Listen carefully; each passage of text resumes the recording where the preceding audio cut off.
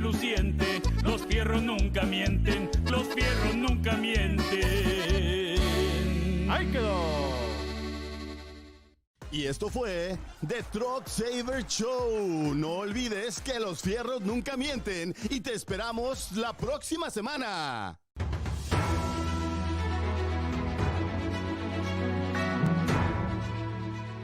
Esto fue una producción de Now Media Televisión. Todos los derechos reservados.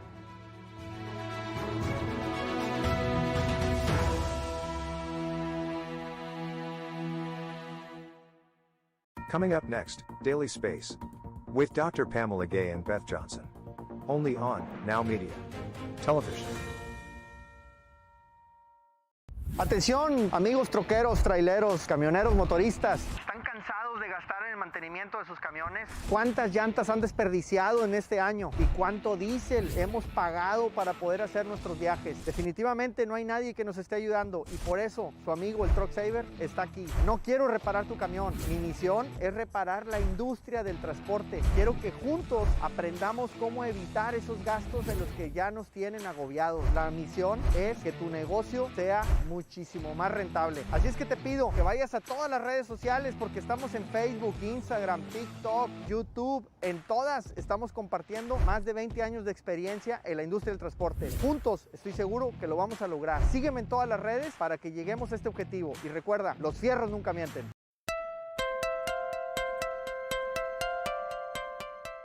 Si usted está buscando una compañía de servicios completos que se encargue de solucionar problemas en su techo, desde instalación, restauración y mantenimiento de tejados, Ochoa Roofing, con casi 50 años de experiencia en el negocio, se especializa en inspecciones, reparaciones de techos, nuevas instalaciones de tejados, canaletas, revestimientos, ventanas y mucho más. El daño en su techo a veces puede tardar un año más para que salga a relucir. Ochoa Roofing le da la tranquilidad que necesita para que usted, su familia y su hogar estén protegidos. Ochoa Roofing ofrece un trabajo de calidad y también ofrece la posibilidad de financiamiento sin intereses y sin pagos por 12 meses. Así que no dude en llamar al 281-890-0000 o visite nuestra página web en ochoaroofing.com para obtener más información.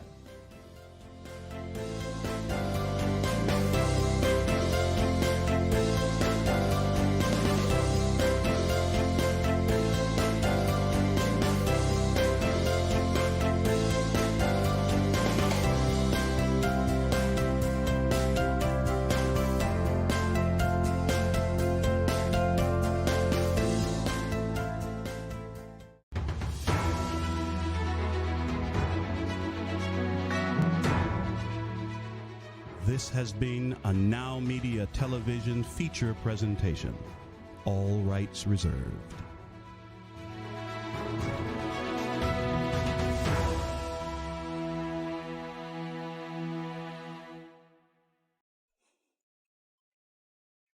Did you hear?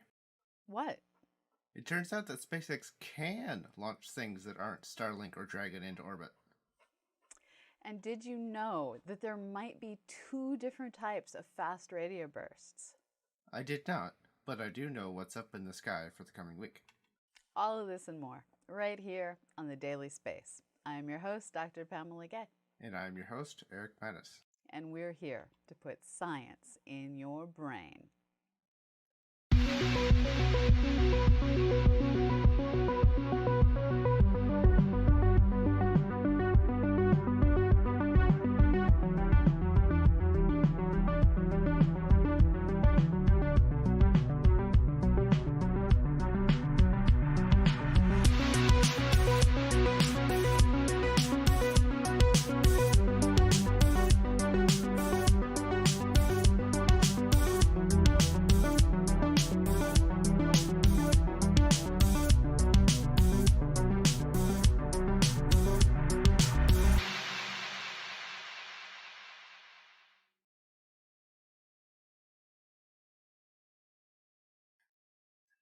On June 8th at 21:04 UTC, a SpaceX Falcon 9 launched the Nilesat 301 satellite from Slick 40 at the Cape Canaveral Space Force Station.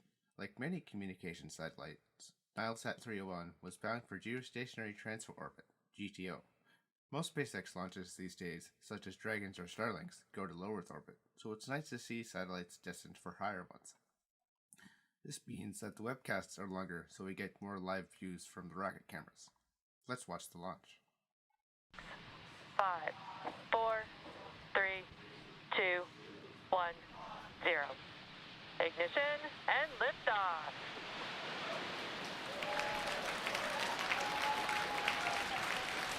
M1D chamber pressure phenomenal.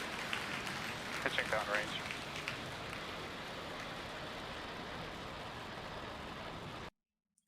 Booster 1062 was on its 7th flight and successfully landed on the drone ship Just Read the Instructions, stationed almost 700 kilometers downrange in the Atlantic Ocean. This particular booster flew on 2 GPS-3 launches, AX-1, Inspiration 4, and 2 Starlink missions, according to SpaceX. After a 20-minute coast phase, the second stage restarted for a 1-minute burn to send the satellite into its geostationary transfer orbit, with an apogee high up at over 35,000 kilometers. A couple of minutes later, Nilesat 301 was released to begin its journey. The satellite will take a few weeks to get to its final orbit, and then begin its 15-year operational life. Nilesat 301 is the 7th satellite built for Egyptian company Nilesat. Built by Thales Alenia Space, the satellite weighed about 4 metric tons at launch, but remember, most of that is fuel to get it the rest of the way to geostationary orbit. Nilesat will offer communications and television services throughout all of Africa and part of the Middle East. Meanwhile, over at L2, things got a little interesting for our still dead-to-me telescope, JWST. It seems that sometime between May 23rd and 25th, the mirror segment labeled C3 sustained an impact from a micrometeorite. However, before anyone either panics or cackles with glee, or just cackles, which I admit I did do, initial assessments have shown that the telescope is still exceeding mission requirements. Also, don't cackle with glee. Scientists are depending on this telescope for data. You can just cackle at the irony because they didn't think this would happen. Micrometeorites are expected and a natural hazard of hanging about in space, and JWST's mirror was engineered to withstand these impacts. Not only was extensive engineering and testing performed before launch, but the mirror segments can be adjusted to make corrections in the event of these impacts. Now, not all of the damage can be negated, which is why there is also mitigation procedures in place to minimize these strikes. For example, the flight team will maneuver the optics away from known meteor showers before passing through the dust field. But the operations team expects some telescope degradation over time. Optical telescope element manager Lee Feinberg notes, quote, "Since launch, we have had 4 smaller measurable micrometeoroid strikes that were consistent with expectations, and this one more recently that is larger than our degradation predictions assumed. We will use this flight data to update our analysis of performance over time and also develop operational approaches to assure we maximize the imaging performance of Webb to the best extent possible for many years to come." End quote. This largest impact will have no effect on the operations schedule or the upcoming release of JWST's first science images on July 12th. Meanwhile, over on Mars, the situation for our favorite little Martian helicopter has taken a turn for the worst.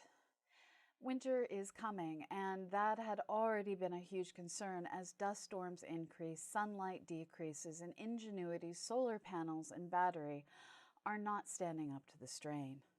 To cope with the seasonal change, Ingenuity is being shut down during the night to conserve power. However, this new program means that the electrical components aren't being heated during the cold Martian night either. And now, one of the navigation sensors, the inclinometer, has failed. This particular sensor is used to determine the direction of gravity prior to takeoff to make sure the launch direction is correct. The inclinometer is not an in-flight sensor, but it is necessary to get into flight.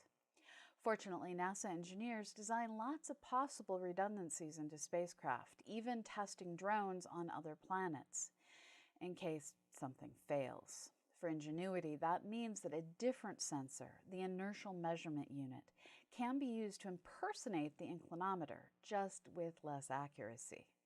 The operations team believes that using this method will still allow for a safe takeoff, which means our helicopter can continue flying. For as long as the solar power holds out, of course. And now, for some rather silly news from Mars. NASA Perseverance rover has, it seems, a pet rock. You heard that correctly. Percy has a pet rock. Back in early February on Sol 341, a lumpy rock found its way into the wheel well of Percy's front left wheel, and it has been hitching a ride on the rover ever since, traveling more than 8.5 kilometers to date.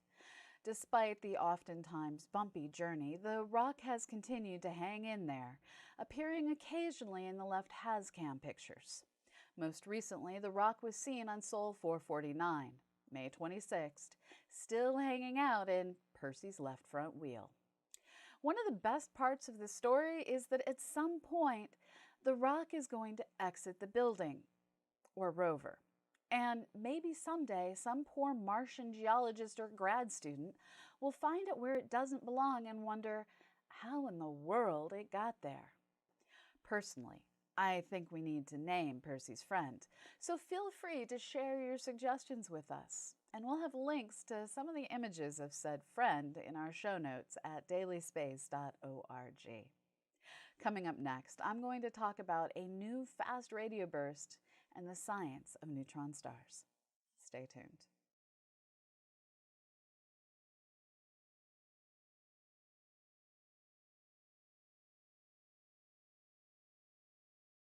One of the easiest pits to fall into as an astronomer is designing surveys to see what is expected and thus totally missing what's unknown.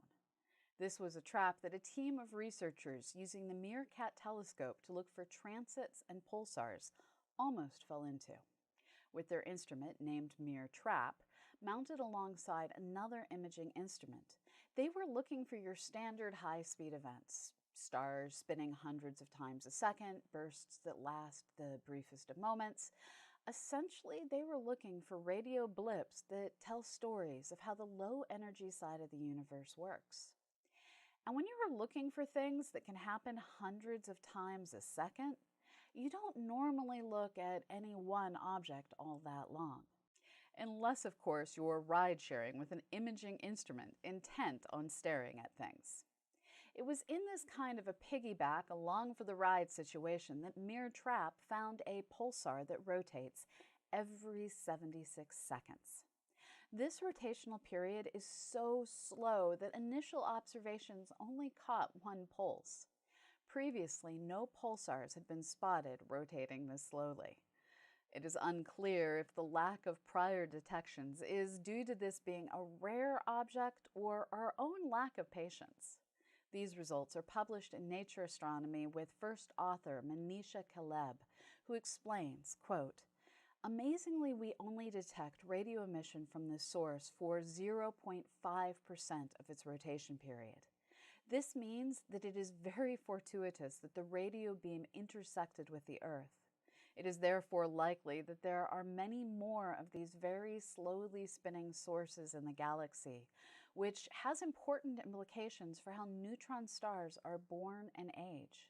The majority of pulsar surveys do not search for periods this long, and so we have no idea how many of these sources there might be.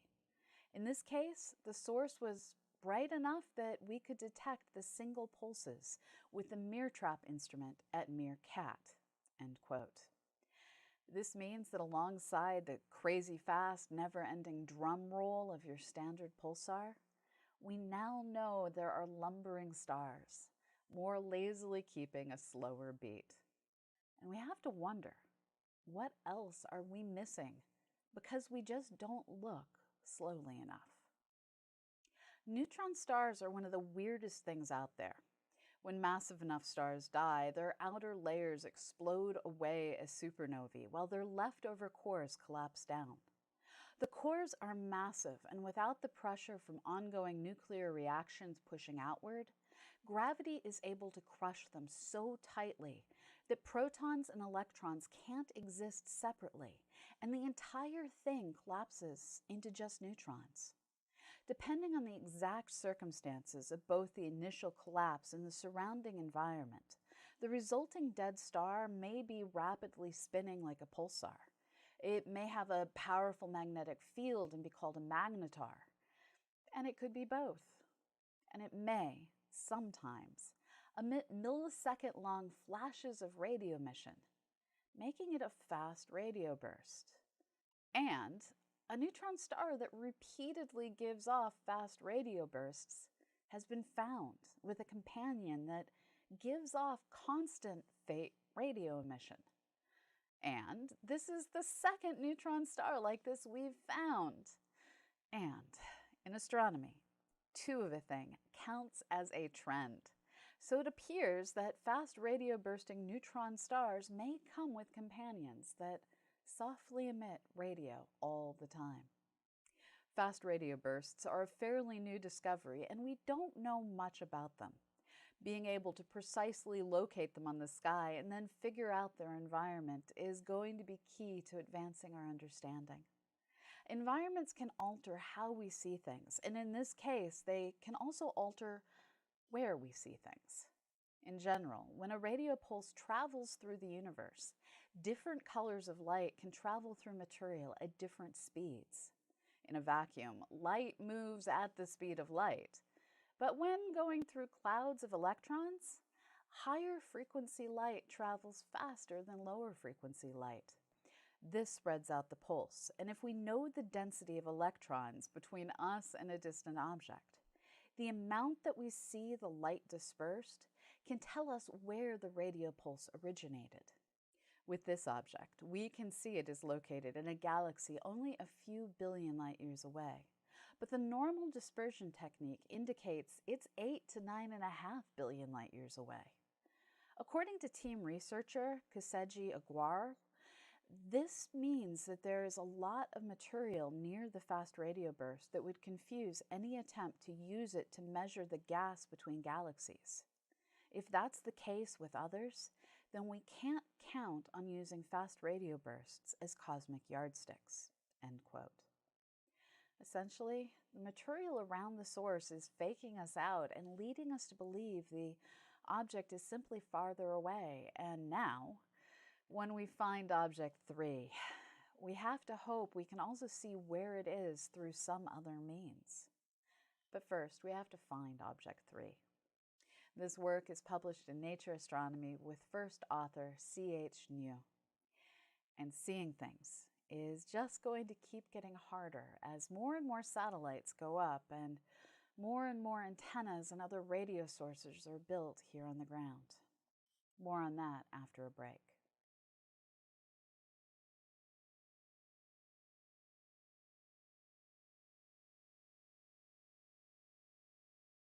Before we get to this week's What's Up segment, I want to call your attention to a piece in the latest issue of Scientific American that points out that if the currently planned communications constellations like Starlink and OneWeb are completed, 1 in roughly every 14 points of light in the sky will actually be satellites.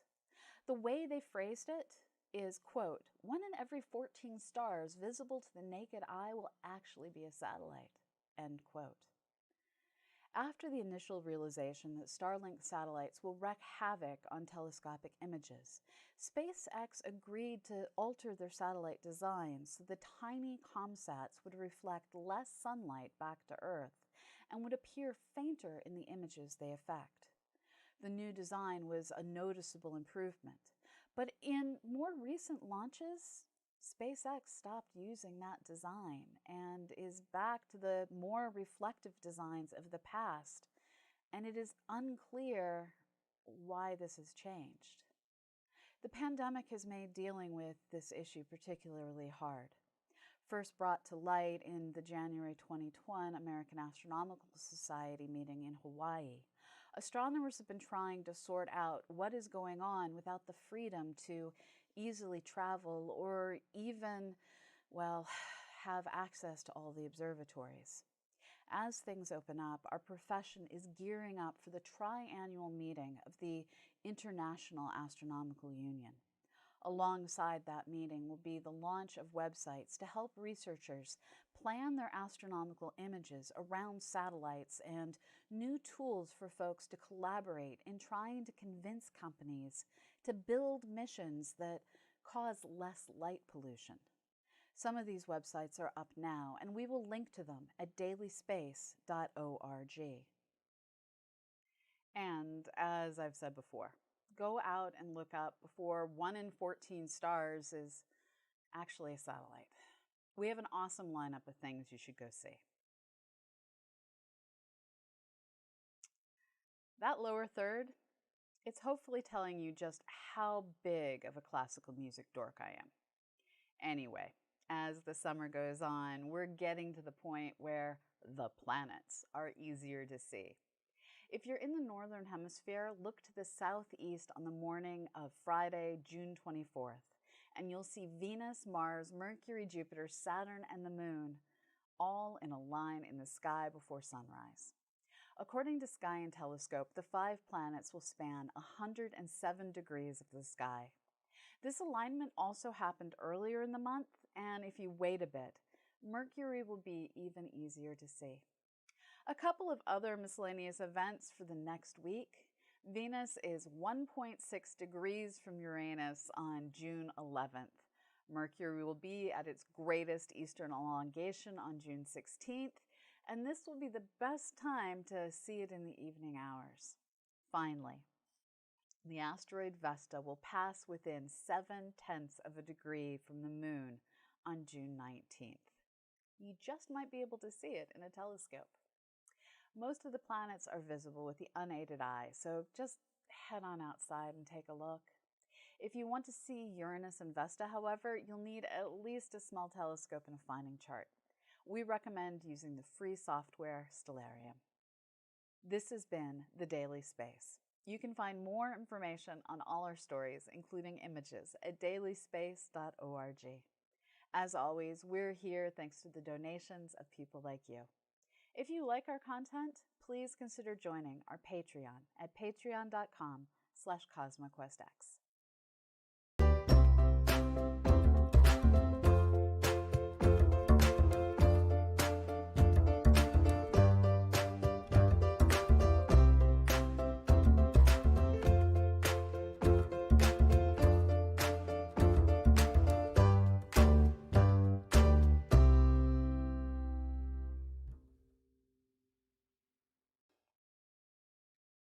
Hey Pamela, survey science or observer-led science?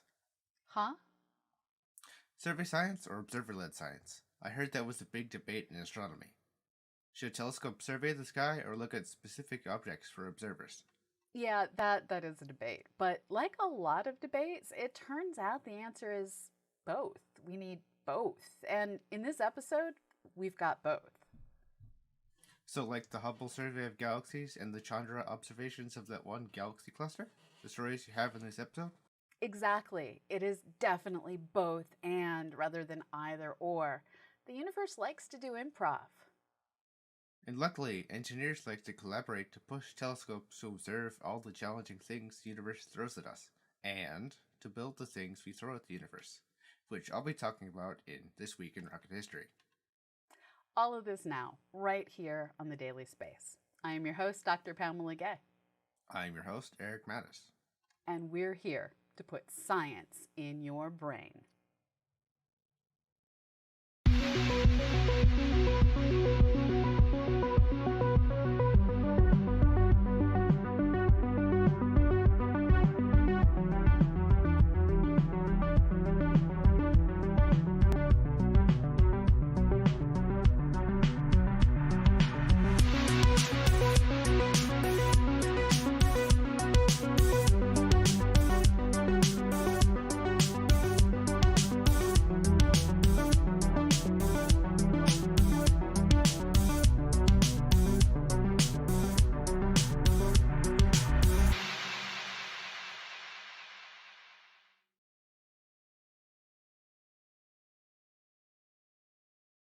I'm gonna sneak in before the show really starts to talk about a mission that hasn't launched yet.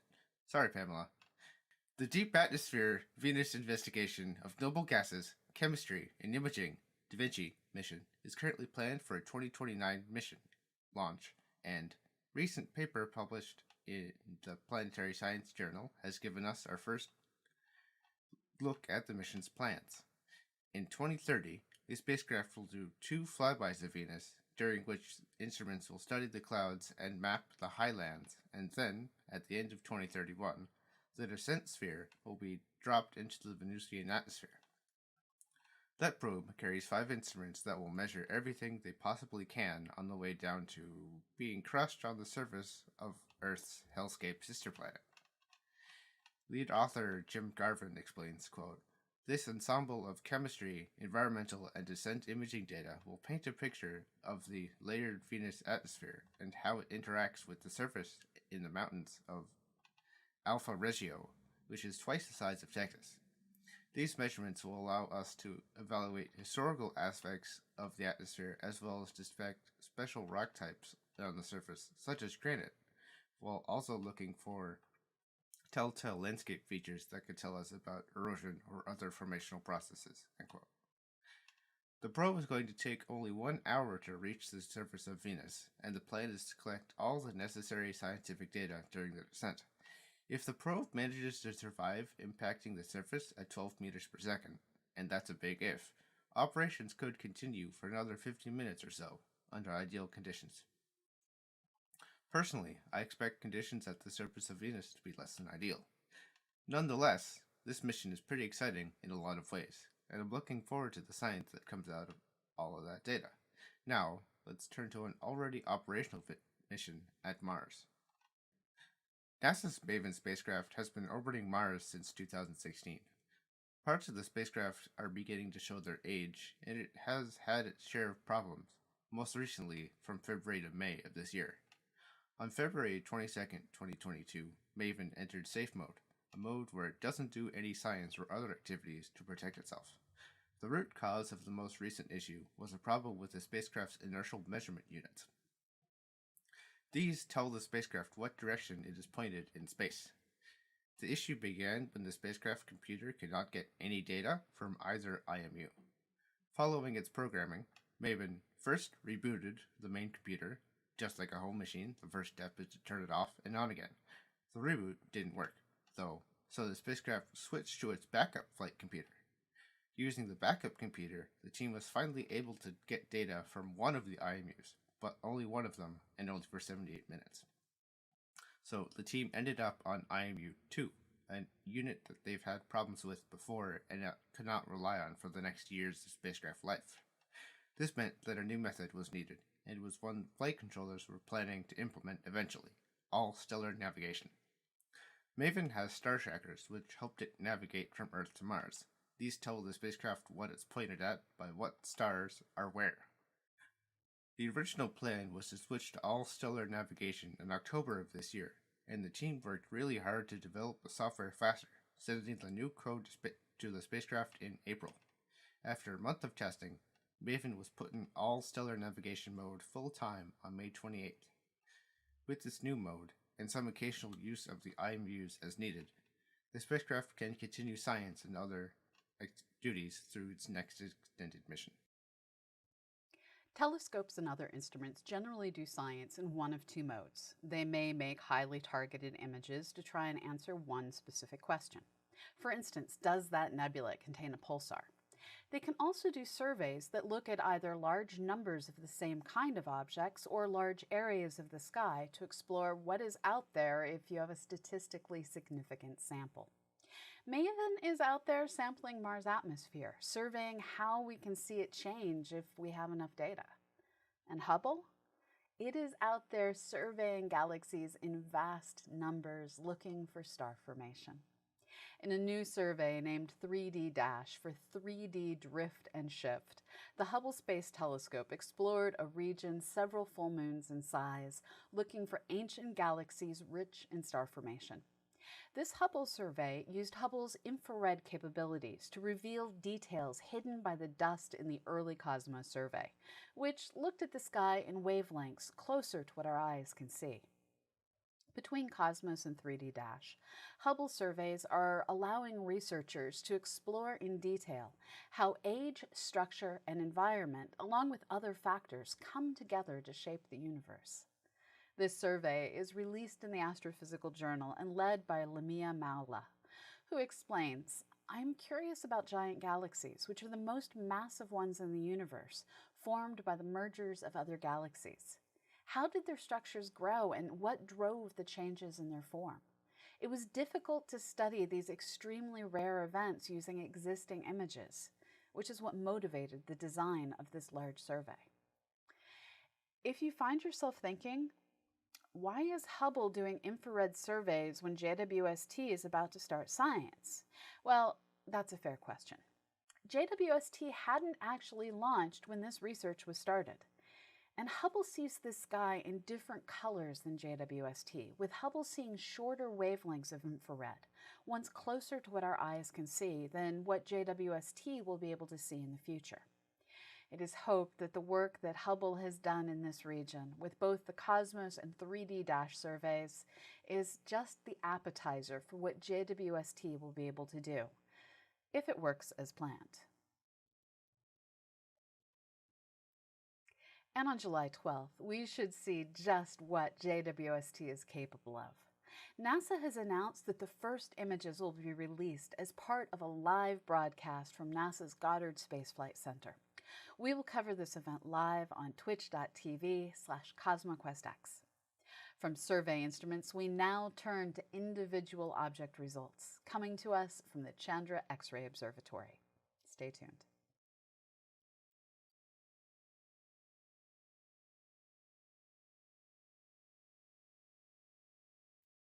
When surveys turn up super cool objects, those objects often get special, prolonged attention from telescopes of all kinds. In one stunning case, the Merging Galaxy Cluster, a Bell 2146, was initially cataloged in the middle of the last century using optical images, and it is now studied in detail by the Chandra X-ray Observatory. This system is actually two massive collections of galaxies that are colliding together, and in the process are creating massive shock waves as their gas, dust, and even dark matter intermixes. In images released with a new paper in monthly notices of the Royal Astronomical Society that was led by Helen Russell, the core of one of these two clusters shines bright and is trailed by material. We are seeing the collision push the hot gas out behind one of the clusters. In software, researchers enhanced the details to reveal shock waves curving out in front of both cores, marking how both systems have reshaped the gas as they passed through one another. This is exactly what should happen, and the details of how it is happening reveal the galaxy cluster's densities, temperatures, and even the timescales for the interactions. This is science made beautiful not by the picture. It basically looks like a purple blob. No, this is science made beautiful by our understanding.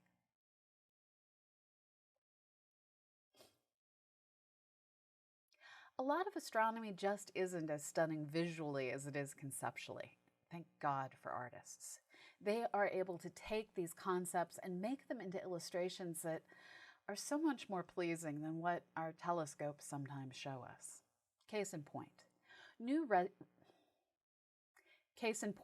new research led by Sarah Bozeman and published in monthly notices of the Royal Astronomical Society determines that our universe finished ionizing the bulk of the hydrogen between galaxies by the time it was 1.1 billion years old. In doing this study, this team looked at the light from 67 quasars, extremely bright and distant galaxies, and looked to see if their light was absorbed by neutral hydrogen gas on its way to our telescopes. Cold neutral hydrogen gas will absorb light in specific colors, and when we see these absorptions, they tell us not only that the gas is present, but also when it was present.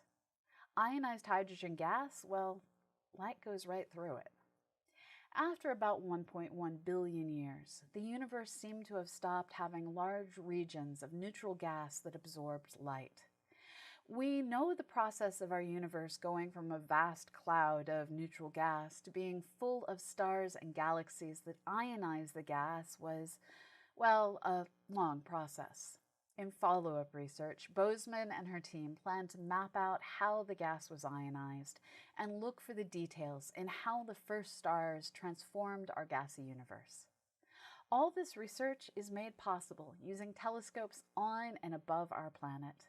New telescopes are constantly being built, and while JWST is the most famous new facility, it's not the only new facility.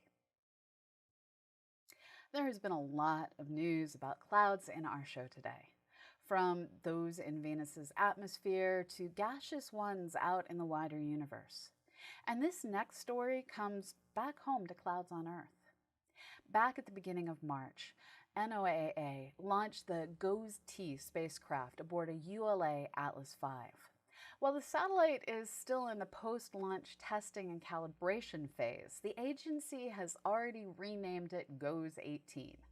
NOAA plans to replace GOES-17, which is currently being used as GOES-West, with GOES-18 early in 2023. These names are not necessarily informative. Despite still being considered non-operational, GOES-18 is already providing data on lightning strike observations here in the Western Hemisphere.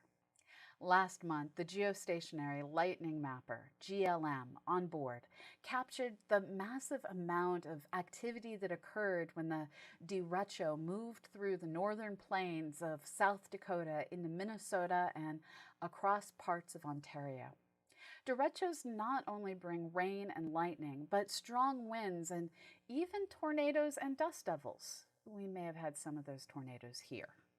Our own Canadian community members in Ottawa were affected by the wall of storms that downed trees and took out power, including outages that lasted for 10+ days.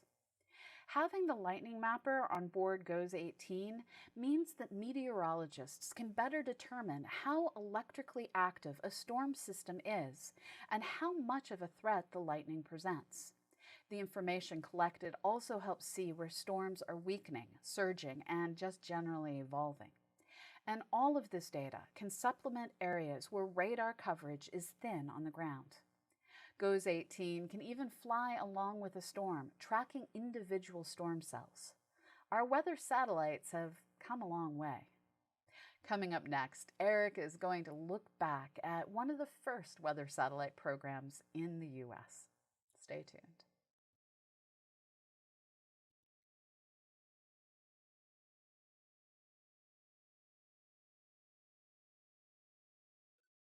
Thought we were done talking about clouds from space? Nope. Since the beginning of the space age, people have thought of work that satellites could do that other systems could not. One of these tasks was weather forecasting, particularly predicting cloud cover for military purposes. The Television Infrared Observation Satellite Program, or TIROS program, was initially a classified military reconnaissance program under the United States Air Force, but it was transferred to NASA in mid-1959 because weather observation was considered appropriate for a civilian agency, not the military. Also, the military didn't want a weather satellite, but don't worry, it would get one later.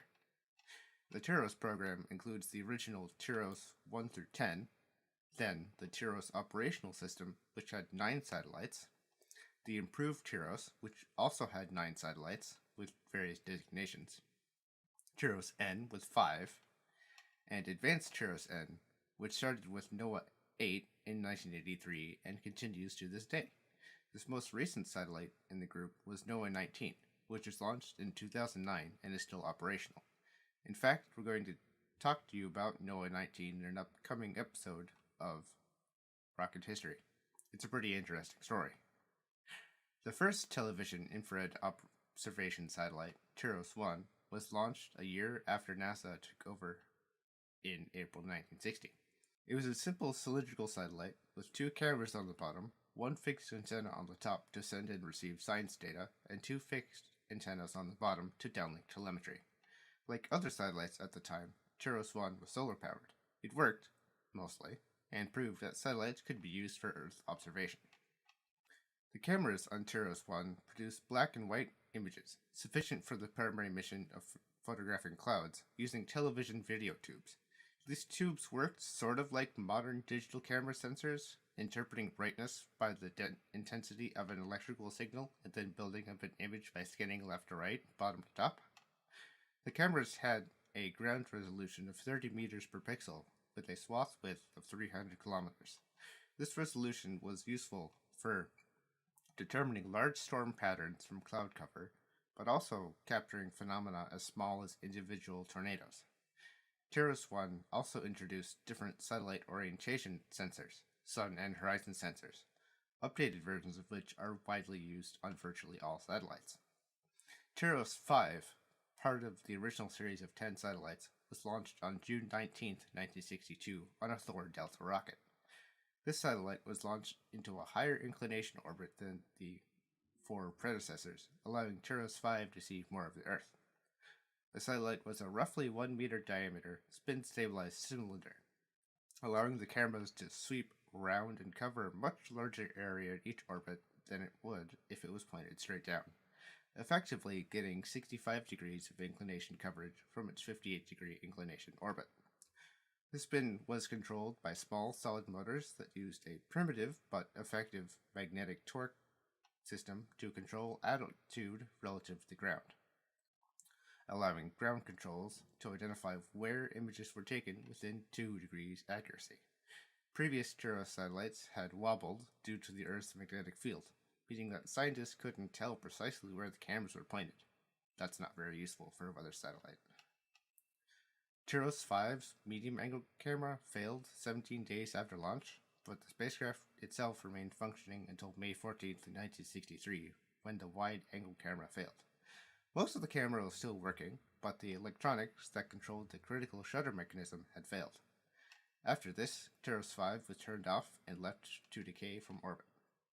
Fortunately, TEROS-6 was launched in September 1962, before TEROS-5 completely failed, and was launched into a similar orbit.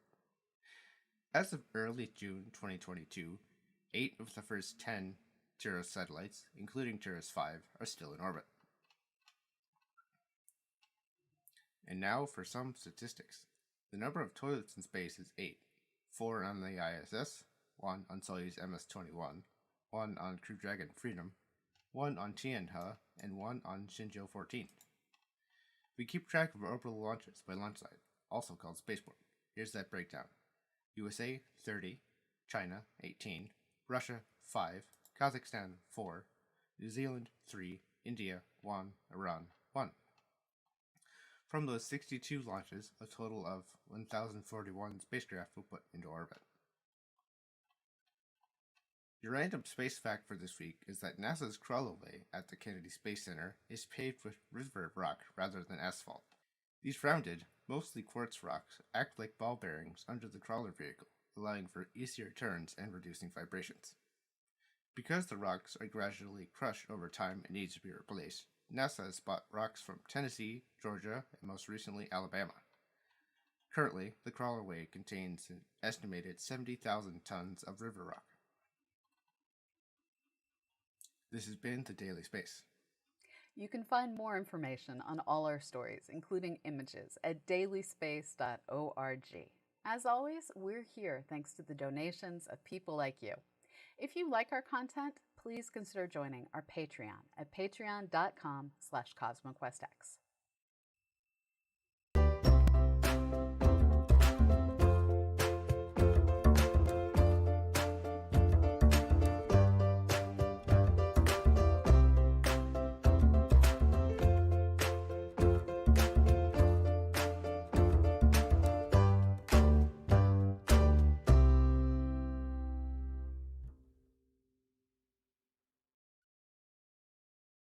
Something quite remarkable happened over the weekend. All the Starlink satellites spontaneously winked out of existence? No, not that awesome. 2 human spaceflights happened on the same day, New Shepard 21 and Shenzhou 14. Okay, that's impressive. And did you hear? researchers have found active supermassive black holes in dying galaxies. Huh. I'll let you explain what that means. And hey, Beth is also back and bringing us a bunch of planetary science stories, including an asteroid detection exercise and why Uranus and Neptune are different colors. Sounds like a great show. Let's get to all of that and more right here on The Daily Space. I'm your host, Dr. Pamela Gay. And I'm your host, Eric Mattis. And we're here to put science in your brain.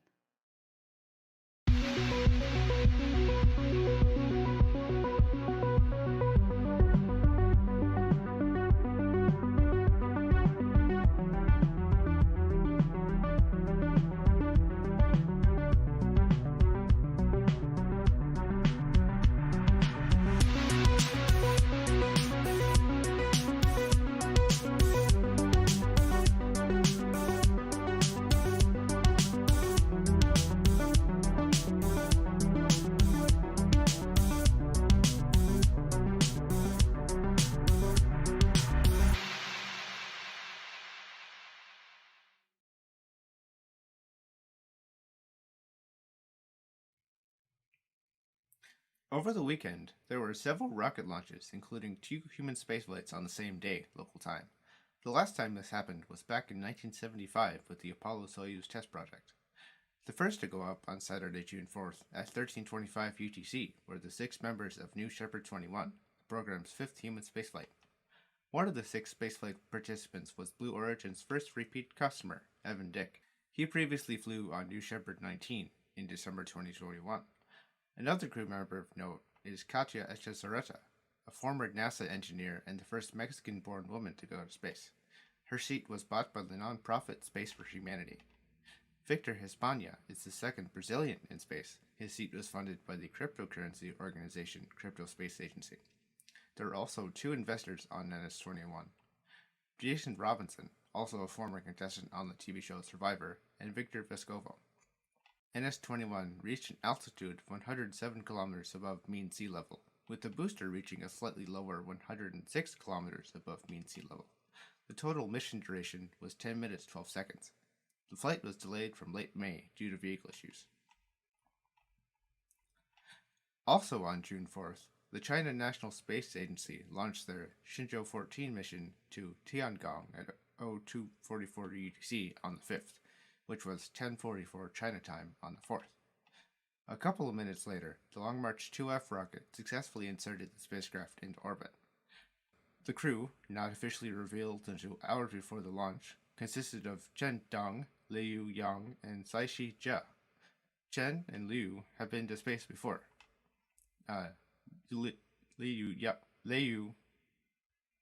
Liu became the first Chinese woman in space when she launched on Shenzhou 9 back in 2012. 6.5 hours after launch, the spacecraft autonomously docked to Tiangong, and a few hours later, the crew entered the station.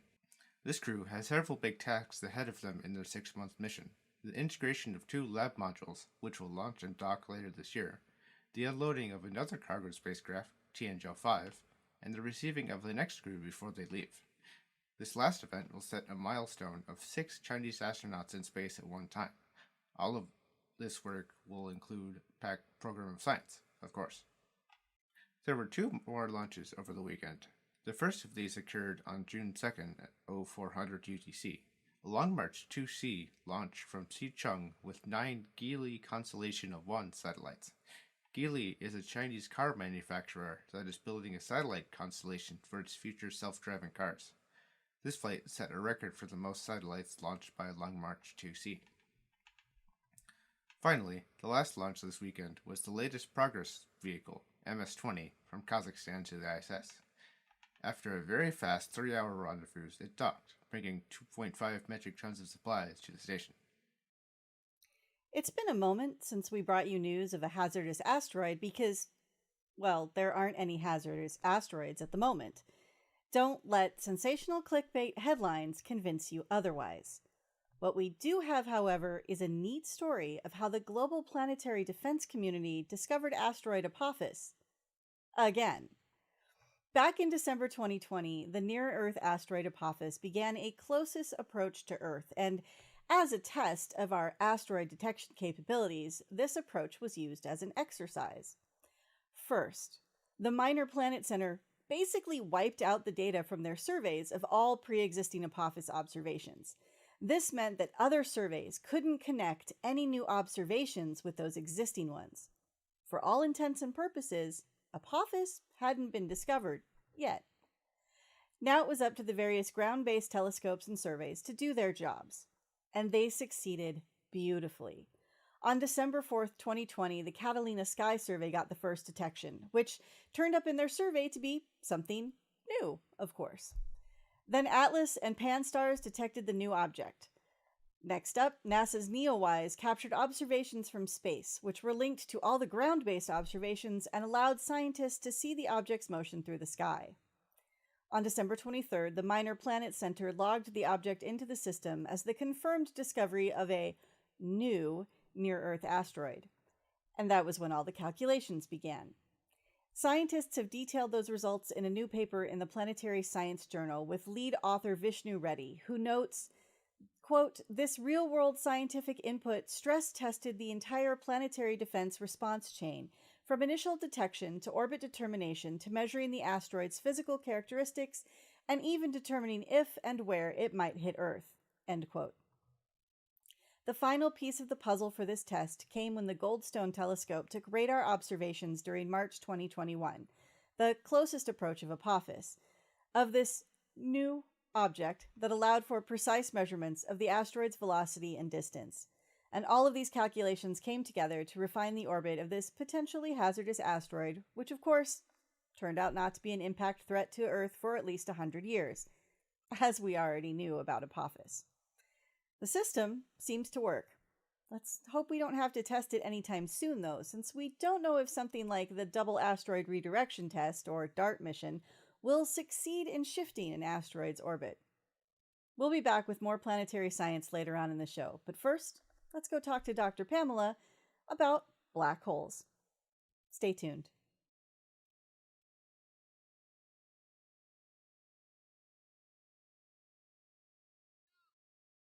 Trying to measure our place in space is one of those things astronomers have done many different times. And many of those different times, we've discovered weird stuff. In 1914, Vesto Slipher measured our place relative to the motions of 15 different galaxies.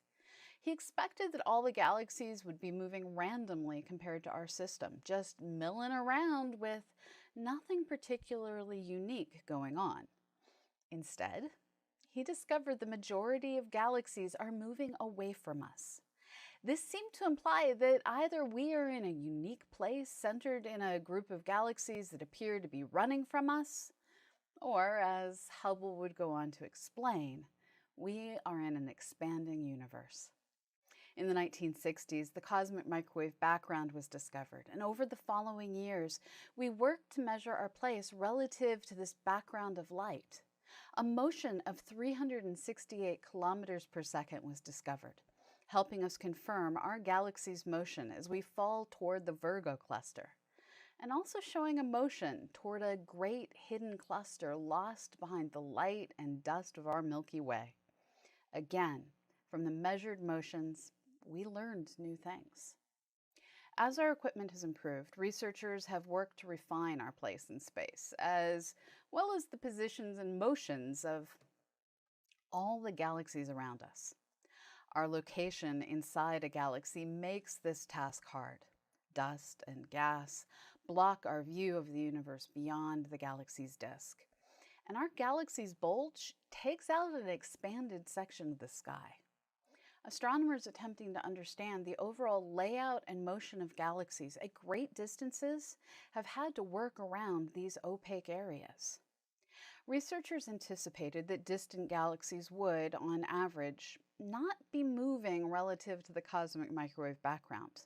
Like us, some would be falling toward clusters, and others would be merging with neighbors.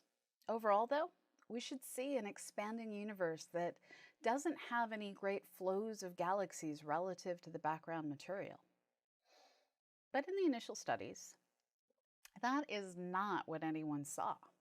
Instead, it appeared that we had one motion compared to background galaxies and another motion compared to the cosmic microwave background, and no one could elegantly explain this.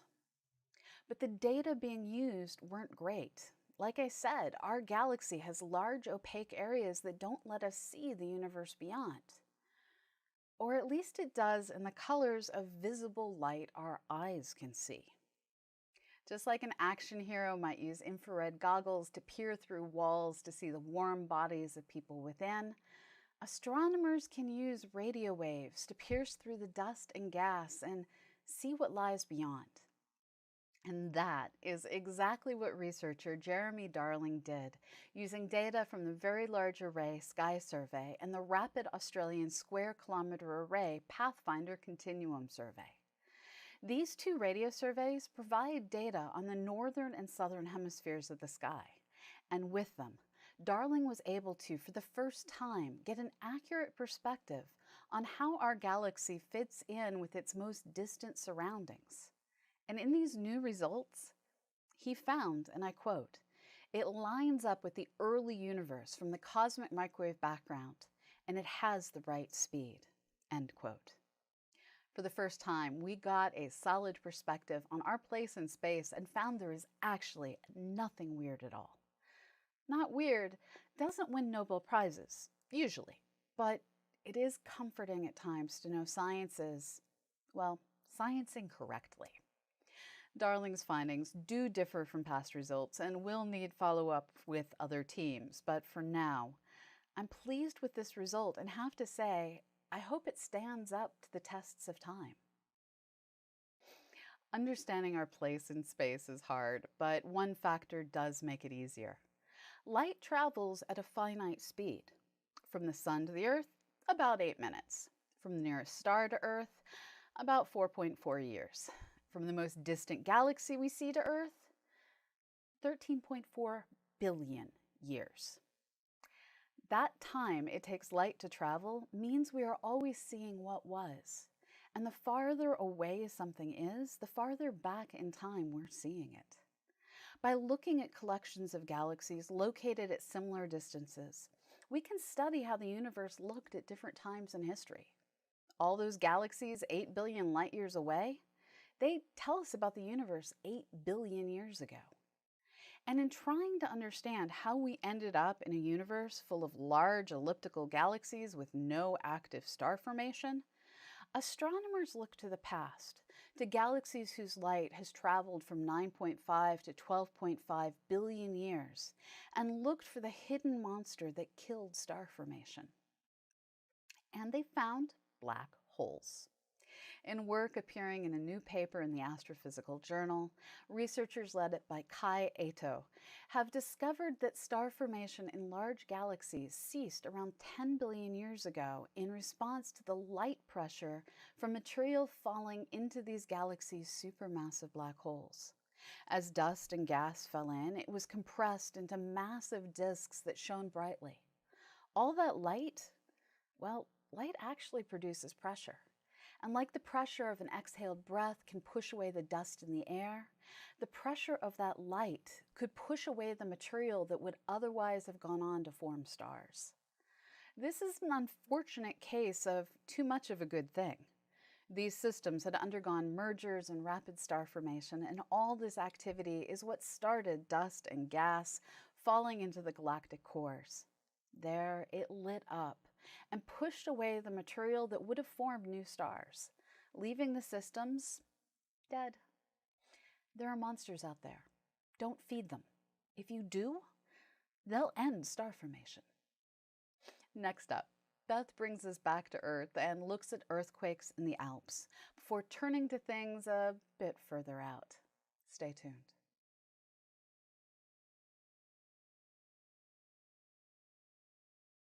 One of my gateways into geology and planetary science was a fascination with earthquakes.